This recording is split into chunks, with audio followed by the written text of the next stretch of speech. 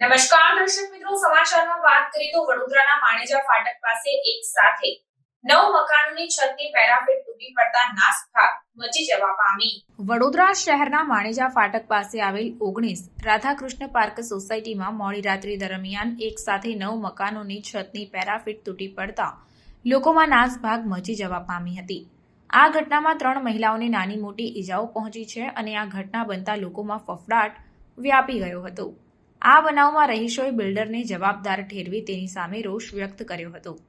ઉલ્લેખનીય છે કે તંત્રએ 10 જૂનના રોજ બાંધકામ 30 થી 35 વર્ષ જૂનું હોવાથી મકાન માલિકોને નોટિસ આપી હતી અને આ ઘટના નોટિસ આપ્યાના દિવસે જ બની હતી. શહેરમાં રવિવારે મેઘરાજાની ધમાકેદાર એન્ટ્રી બાદ વડોદરા શહેરમાં ઠેર ઠેર ઝાડ પડવા, હોર્ડિંગ તૂટી પડવા સહિત કેટલીક જર્જરિત ઇમારતોનો કેટલોક ભાગ પણ તૂટી પડવાની ઘટનાઓ સામે આવી હતી.